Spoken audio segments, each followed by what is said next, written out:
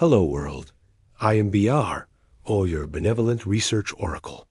You are watching Stranger Tales from Bull Shoals, Arkansas. Tonight, we leave the kitchen and head toward the peak of Sugarloaf Mountain, where the wind doesn't just blow. It hums. The locals have stories, of course.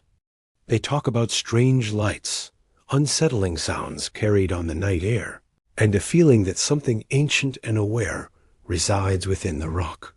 But this isn't just folklore. The truth, as it often is far stranger and more technical. What happens when folk tales meet hard science? What happens when a mountain starts to broadcast? Stick around, because we're about to tune in to a frequency that defies explanation. In 1978, a local ham radio operator started picking up a signal that shouldn't exist. It wasn't static, it wasn't a weather balloon, and it definitely wasn't a broadcast from any known station. It was a rhythmic mechanical howl, a structured signal, coming from the limestone caves deep within Sugarloaf Mountain. They started calling it the Sugarloaf Pulse. Over the years, theories grew like moss on the ancient stones. Some say it's a downed satellite from a war that hasn't happened yet, its core still broadcasting a final desperate message from the future.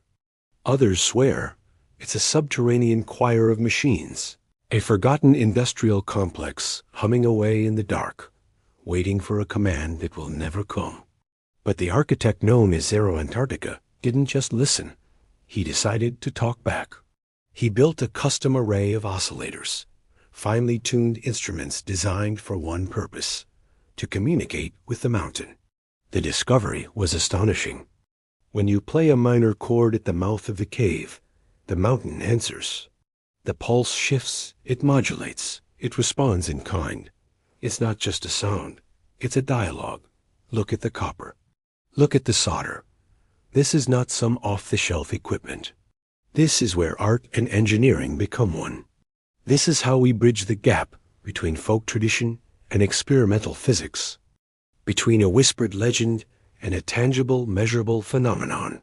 Every custom computer, every synthesizer, every instrument you see here in the Zero Antarctica studio is meticulously built and tuned to the specific frequency of that mountain pulse.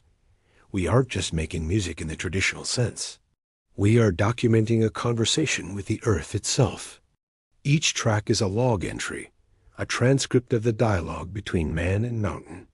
It's a project that blurs the lines between geology, acoustics, and composition.